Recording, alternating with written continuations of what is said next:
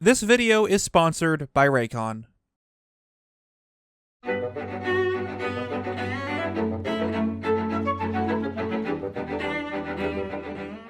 So, I had the idea of a new series on the channel where we talk about cut content and/or change details in some of our favorite Zelda games. And apparently you all were also interested in this idea, meaning that today's video will be the first part of this mini-series. And if it does well, I plan to make a bunch more.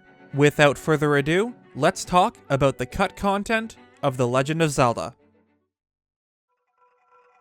As players, we tend to get so invested in playing games that we forget about the blood, sweat, and tears put into them. Whether it be a team or a single person, what you experience is the final product of hours upon hours of work. And due to factors such as budget or deadlines, not all ideas are added to the game. These can be as insignificant as a piece of music or as big as a full dungeon.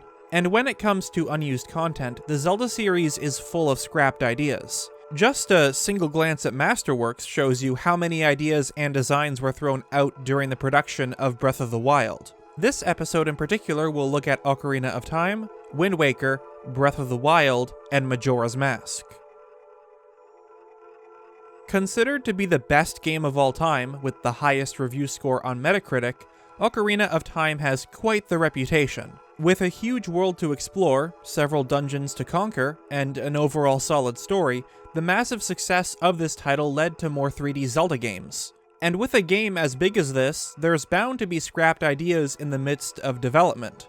After collecting the 3 spiritual stones and obtaining the Master Sword, the Hero of Time is sent 7 years into the future where he must conquer the 5 temples and obtain the medallions, which are symbols of power representing the elements of the sages. While Link physically obtains these, they act more like quest items than ones actually used.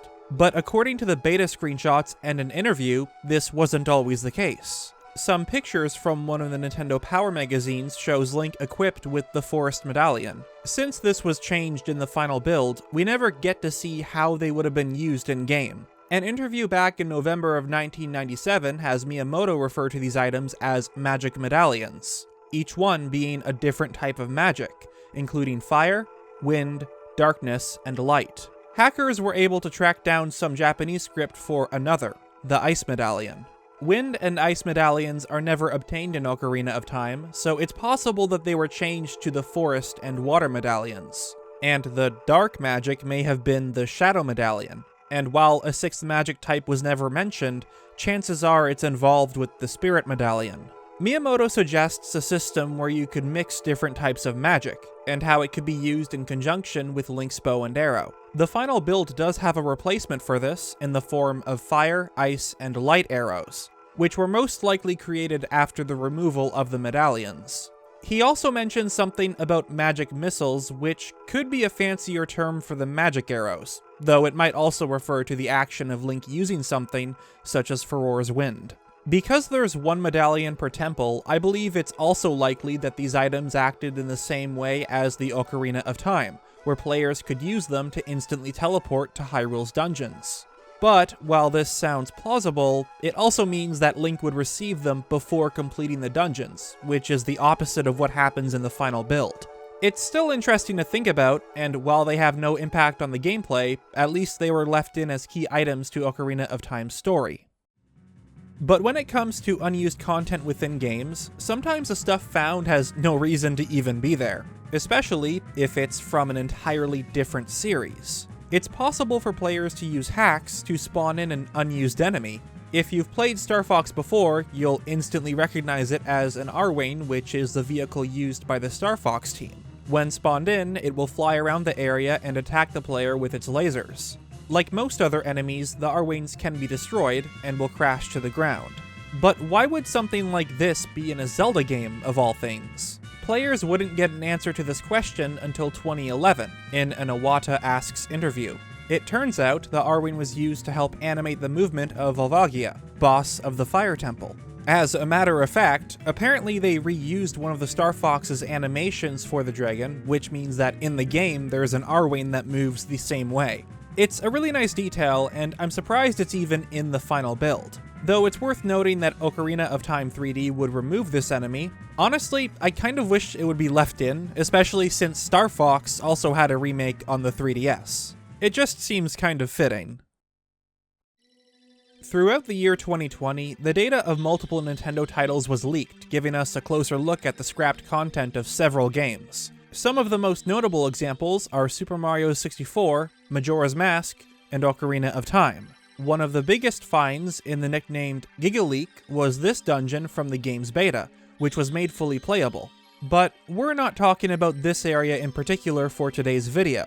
There's actually another dungeon which can be found in an old demo released by Nintendo, while Ocarina of Time was still in its beta. It's been nicknamed the Triforce Dungeon because Link is seen obtaining it in one of the rooms. You heard that right, the Triforce. You know, the most powerful object in the entire series. We don't know much about this dungeon, aside from having a blue-tiled floor and holding a couple Stalfos. What's interesting is how the textures of the water-filled room where the Triforce lay were actually borrowed from Super Mario 64. Given how important the Triforce is, I can only assume this was very early into development and that the team didn't know what role this object would play until much later. That, or it was a demo made purely for demonstration purposes and had no plans to be used in the final game. Before we go over more unused content from Zelda, I'd like to take this moment to talk about the sponsor for today's video, Raycon. So picture this, it's halfway through November, and you've been so excited for the release of Age of Calamity you forgot that the holiday season's coming up, and you don't know what gift to give to your friends, family, or significant other. Or perhaps you just want to spoil yourself since it is the holidays. Well, the Raycon Everyday E25 earbuds just might be the answer to your problem. And for a limited time only, if you go to the link in the description, buyraycon.com/NintendoBC, you can get 20% off your order. Whether it be for work or entertainment, the E25 provides you with premium sound quality without having to pay those premium prices. I've been using my pair for a couple months, mostly for listening to music, watching anime, and the occasional work on my laptop. It beats dragging along a pair of headphones or wired earbuds, and the E25 have both a discreet and comfortable feel. For someone like me, being able to answer calls or work on projects without disturbing my friends and family is very important. The Everyday E25 comes with their own charging case, which makes them less likely to get lost, and you'll get 4 full charges from it before having to plug the case back in. When it comes to gift giving, sometimes it can be hard to know what to get someone since you don't know if they'll actually use it. But having a dependable pair of earbuds has become the norm as they can be used for everyday tasks. Right now they are at the best price of the year, so if you want a pair of these, then remember to head to the link in the description and get 20% off your order. That's buyraycon.com/NINTENDOBC.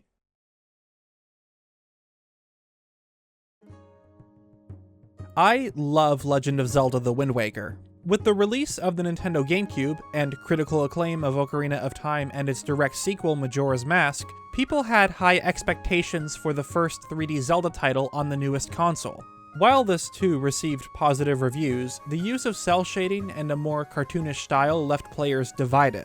I never got to finishing the original since it was a pain to hunt down all those Triforce charts, but the remastered version fixed many of the game's issues and it's currently one of my favorites. Though, one valid complaint about it is its length. With only 5 main dungeons, it feels like this game was rushed similar to Majora's Mask. And that's because it kind of was. Hyrule Historia has some concept art of islands which never made it into the final game, Stovepipe and GC Island. The former was planned to be an island of steam and smoke, with a hot spring leading down the mountain. From the looks of it, the intention was to have the player enter the volcano's crater, perhaps as a mini-dungeon. This happens to be exactly how Link enters Fire Mountain, leading me to believe that perhaps this was supposed to be Stovepipe, though it ultimately was too complicated to add in, so they replaced it with a much simpler Fire Mountain. GC Island, on the other hand, is pretty self-explanatory. It's a giant Nintendo GameCube. And while this was never implemented, this concept was later used on another game, Phantom Hourglass, with DS Island. However, when it comes to unused content in The Wind Waker, one part of the game comes to mind. According to the developers, 2 additional dungeons were scrapped when working on the game. While we don't know many details, there's a good chance that one of them was going to be on Great Fish Isle. The first bit of the game has the player travel from island to island, collecting the 3 goddess pearls so that they may enter the Tower of the Gods. Din's Pearl is obtained after completing Dragonroost Cavern, located on Dragonroost Island where both the Rito and their guardian Valoo resides, and Farore's Pearl after conquering the Forbidden Woods, close to Forest Haven, home to the Koroks and Deku Tree. But by the time you reach Great Fish Isle, it's been destroyed by Ganondorf, and Link must backtrack to Outset and claim the final pearl. You'd expect there to be some sort of dungeon before it, yet there isn't. Going further, Great Fish Isle also has its own guardian, Jabun. It follows the pattern of the previous 2, so why was this island destroyed with no dungeon to explore? Chances are that one of the 2 scrap dungeons was the one on Great Fish. It's also possible that a whole race was planned to live here, as the destroyed version features several buildings. Multiple connections between the Gorons and Dragonroost exist, such as the statues right before the dungeon, and Zeltic made a whole video on that topic, so I'll have a link to that in the description. It's possible that they were supposed to be the ones at Dragonroost with either the Rito or Zora at Great Fish Isle, and we do see the Gorons in-game, dressed up as the traveling merchants.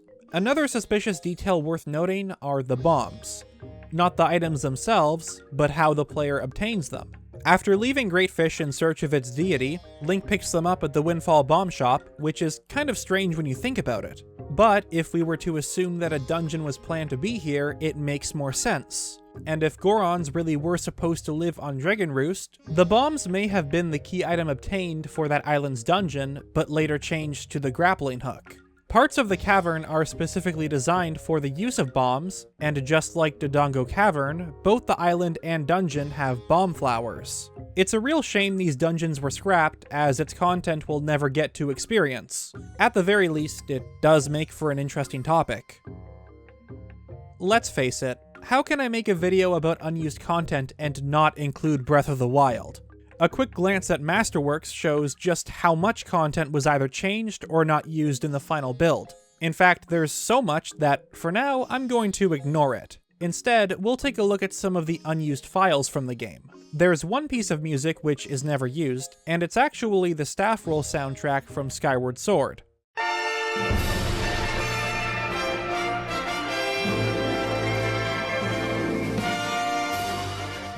While it's interesting that this piece exists in the game's files, it could be easily explained as being used for testing purposes. One of the more interesting finds is this file titled Game ROM Horse Epona. Looks like she was going to be a separate entry on the Hyrule Compendium. In the final build of the game, it's impossible to obtain her unless you scan in certain amiibo. Chances are Epona was originally planned to be obtainable for all players, similar to the Giant Horse and Lord of the Mountain. I'd go as far to suggest that she may have had some relevance to the story. The final confrontation against Ganon has the hero riding a horse, and in earlier builds of the game, perhaps this was Epona. A quest at the Outskirts stable has the player track down a descendant of the royal family's white horse, the one that Zelda rode on 100 years ago, so this could have originally been Epona.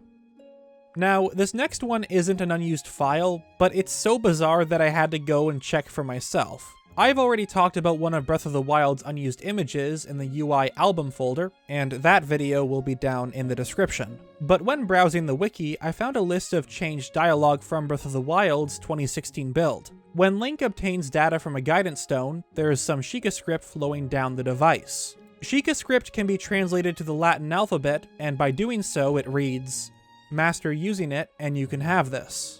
This is a reference to the original Legend of Zelda, as it's said by the old man when he gives you the white sword. But apparently it was different for the 2016 build. When digging up the footage from E3, the guidance stone said the following: "Now loading, do not turn off, all your base are."